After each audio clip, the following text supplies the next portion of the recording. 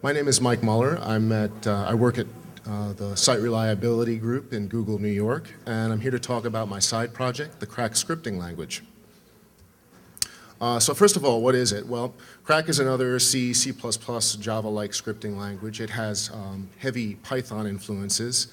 What we're trying for with this is something that has the speed of a compiled language and the ease of use of a scripting language. So the history of how I got into this is I was doing some work in semiconductor manufacturing in the mid-90s and working on tool control software.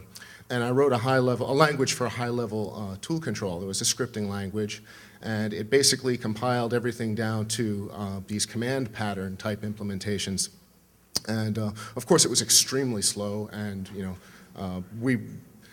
during the course of time when I was thinking about ways to optimize the language and make it a little bit faster, one thing that occurred to me is, well, I could just compile everything down to machine code.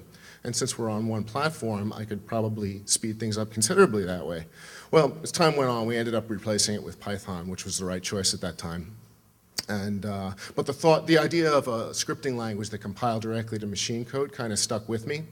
And so, like around 2001, 2002, I started experimenting with a very minimalistic language that had this feature. And that language was based on, some of you may remember GNU Lightning. This was a JIT framework written entirely in C macros. And what it would do is you'd call a C macro and it would emit the corresponding machine code for whatever platform you're on into a buffer somewhere. And since that was called GNU Lightning, I started calling the language Thunder initially. And I never really much liked the name, so I was kind of like playing around with variations on it. It's like, peal of thunder, crack of thunder, crack.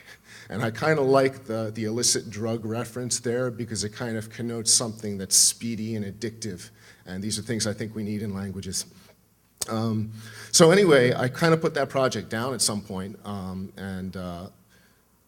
like I said, this was a very minimalistic experimental language and wasn't really the kind of thing I was interested in doing development in. So then around 2008 or so, it was still bothering me the fact that I really wasn't seeing any scripting languages out there that compile directly to machine code. And I heard about LLVM and I thought, great, somebody's done half the work for me. So I made up my mind that in September of 2009, I was going to move everything else off of my plate and begin work on a language like this, and that's what I did. I gave a presentation on this at my local Linux users group around in May, and Shannon Wyrick, one of the RoadSend PHP developers, saw it and took an interest in the project, and he started working with me on it. We released the first version of it, very, very stripped down, but kind of an interesting proof of concept, mid-July, and then subsequently released a second version in early October, followed immediately by another 0.1 release that implements to LLVM 2.8. It was at that time that Konrad Steenberg from Caltech came upon the language and was interested in using it for scientific programming, so he started doing some work on some mathematics functionality for it, which we desperately need. So things are moving along. We have a threefold increase in our developer community since the beginning of the project, and if all goes well, I'm looking forward to the possibility of having this as a complete 1.0 version, at which point everything will stabilize, probably sometime late in the coming year. Now, I wasn't being entirely correct when I'd said that there weren't any other scripting language that compiled to machine code then. I'm not sure how many of them have come out since, but there are quite a number that are doing this sort of thing. Python has Unladen Sparrow, Ruby has Rubinius, both of these based on LLVM, by the way. JavaScript has V8 and TraceMonkey, and what's the new version of TraceMonkey? JagerMonkey, thank you. I just heard it today, too. And PHP has hip hop and RoadSend. So a lot of people are doing this. I guess the basic problem I have with this is that there's a lot of work involved in these kinds of languages and compilers for them to implement functionality that I'm not sure is a feature, and by that I mean dynamic variables and dynamic typing. Now these things aren't a bad thing necessarily. There's some definite pros to dynamic variables, dynamic typing, and having the names be able to be associated with their implementations at runtime. One thing is users don't have to specify types, so it definitely decreases the verbosity of the code. Another thing is you can do interesting things with duck typing, with just passing things in and letting the interpreter sort it out, whether that thing corresponds to the needs of your implementation. On the other side, as I said, this does complicate the compiler somewhat. There's all kinds of interesting trickery in V8, I know, to handle this problem. There's also a lot less protection. Problems tend to be discovered at runtime. Another thing is there's a documentation issue because it's less obvious what your interfaces are. And in fact, in very large projects, I've typically spent a lot of time documenting my interfaces in Python. So onto that, what Crack is all about. There's 3 guiding principles. We're trying to keep it down to 3, although more keep threatening to come into it. First is everything should be fast. We base this is a language about speed of execution. Development should be fast. Builds should be fast, in fact, non-existent, and the runtime should certainly be fast. Common expressions should be terse, right? We don't want to have a situation where you have to build a list by doing multiple appends. And finally, we want to use the existing wiring for C, C++, Java programmers. I know that it's been a problem for me in going between Python and C++ over the course of a day to have minor syntactic stumbling blocks in my transition between the 2 languages, the existence of semicolons in one, the existence of return types in the other. Another thing is this is a language we want to have an existing community that's very comfortable with from the get-go, that can just pick it up and kind of hit the ground running on it. That said, C++ and C I don't think are the be-all and end-all of all syntaxes. There's probably better ways that we can go about it. It's convenient because it's there in your heads. So on to the primal example of a programming language, the Hello World program. And here we see it for Crack. It's 3 lines of code. First line, of course, is a pound bang line. Crack it strives to be like a scripting language in terms of its mode of development. So basically, all of the source files get compiled in at the time of runtime, and we'll eventually have some support for caching of compiled modules, so we don't have to compile everything all the time. The next line is import crack.io cout.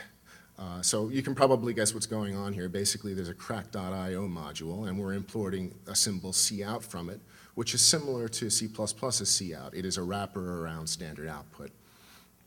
And then finally, this last thing is kind of unique to Crack.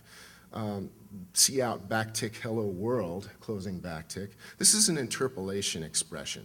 And basically what this amounts to is it outputs whatever is in that backtick delimited string-like thing onto the formatter object to the left of it. And we'll talk a little bit more about that later. Comments in the language. We support C, C++, and shell-style comments. I initially went back and forth on the shell-style comments thing because it's like, well, the C and C++ style are really pretty much adequate. What finally drew me over the line was the existence of that pound bang line. I figured that either I'd have to support shell-style comments or special case the pound bang line. And I kind of like shell-style comments anyway. Crack supports both fixed size and platform-dependent primitive types. So we have integer 32, uint 32, there's float 32, float 64, and in addition we have int, uint, and float. We have 2 primitive pointer types, byte pointer and void pointer. There's no way that you can create pointer types via composition as you can in C. This is an area where we wanted to keep that syntax minimal. Byte pointer is, of course, a pointer to an array of bytes. Void pointer is just a pointer to any arbitrary memory area. Void pointers are useful in that all of the other pointer types can convert to them implicitly. So we can use it for things like comparison to null, Also in the existing implementation of the language, we don't have types for functions yet. So when passing a function into C code, for example, we typically type that as a void pointer. Primitive arrays. Arrays are similar to pointers in this context, and in fact, the byte pointer also supports an indexing operator. You'll notice that the array syntax looks a little bit more like a generic. In fact, this is the closest thing that we have to generics in the language at this time, although a more complete generic implementation is planned.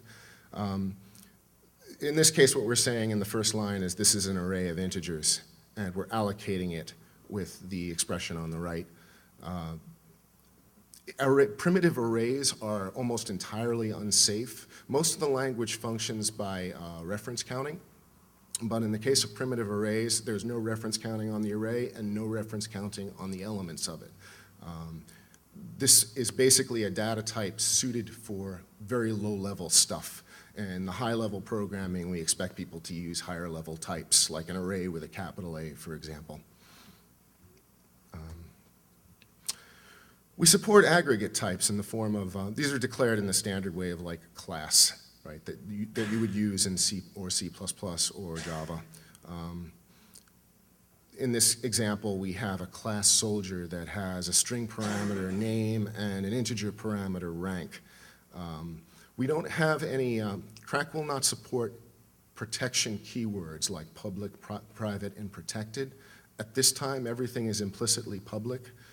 What we will support is protection based on variable names, naming conventions. So if you precede your variable name with an underscore, then that indicates that it's kind of like module protected, right? Available to everything within the module and also available to derived classes. If you prefix it with a double underscore, that indicates it's private to the class.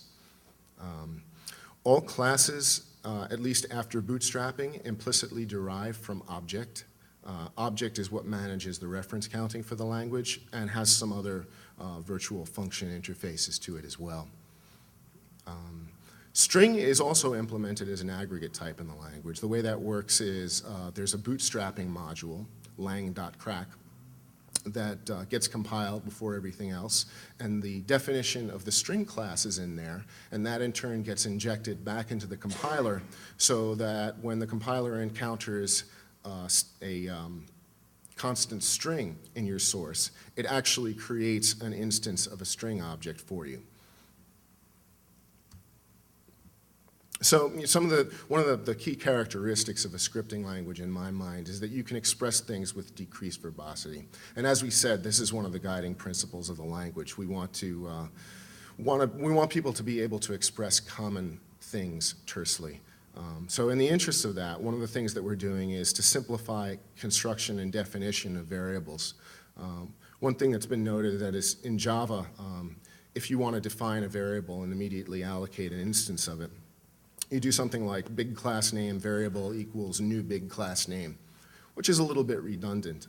In Crack, we've simplified that somewhat. We do support the colon equal syntax to allow you to define a variable at a given time and then immediately allocate an instance for it. So the type of the variable in this case is the type of the R value. We also support a more C-like notation of big class name variable equals curly braces. The curly braces basically translate into the default constructor for a big class name, and we could also have constructors that accept parameters by passing those parameter values in the curly braces. At this time, we also support default construction of an object by just saying big class name variable. That seemed to me like a good idea at the time. However, in fact, most often when you do something like that, it's far more common to initialize a variable to null, at least in the couple of hundred lines of code that we have so far, than it is to want to create a default instance. So that probably is going to go away and be replaced with initialization to null. And in fact, the standard form of constructing from the curly braces is sufficiently non-verbose that I'm not afraid of keeping that as the default mode. Another way that we're trying to avoid verbosity is with efficient construction of collections. So one thing, this is an example of a list generic class that will someday exist. We define a list and then immediately give it a set of values, assign it to a set of values. And what happens is the compiler in this case will eventually know that, okay, well, I'm initializing this list object. I'm going to go through and generate whatever is necessary to construct this list from the expression on the right. We'll do something similar to this for mapping types too. What will happen is we'll continue to use the square bracket syntax, but we'll have key colon value in there repeated over and over for as many elements as you choose to add. We're going to support a limited form of type inferencing. In this example, we have a class A with an operator, with a constructor. Operinit is the constructor in Crack. This is part of a generalized mechanism of operator overloading and defining special functions. So we have one with a constructor of 2 integers, and we have a function that it accepts an instance of that value. We can then call that function with a curly bracketed constant expression that the compiler can look at the existing definitions and say, oh, okay, I'm expecting an instance of A there. I'm going to go ahead and treat that as if it was foo, open paren, A, and then the constructor for an A instance. In addition, we're going to support for in-style iteration, pretty much the same way that JavaScript and Java do. The one exception is we're adding a little colon to it. There's optionally a colon that can be added in front of the in, which has the same effect as the colon equal. Basically, it defines, in this case, X for the scope of that for statement. We talked a little bit about string interpolation in the Hello World example. So basically what's going on here is this is a very Perl-like thing, or Perl or Ruby-like, and it's a very useful construct. So in my mind, it merits support from the language. What we have here is some set of variables. Basically, an interpolation expression is treated as a sequence of literal strings. That's the backticked thing on the right. If there's a $ sub-expression within that, like a $ identifier or a $ parenthesized expression, what it'll do is it'll format the value of those expressions separately. So something like this will translate into code that is like this. It's basically syntactic sugar. This is handled at the compile level. We do first if cout, and then cout.format on each of the parts of that interpolated string. So we've got A there, and then the space plus space, and then B, and then the space equals space. And those all get broken up and sent out to the formatter. Formatters don't need to correspond to any formal interface. There's no formatter virtual base class or anything like that. They just need to support the format methods for the things that you're sending to them.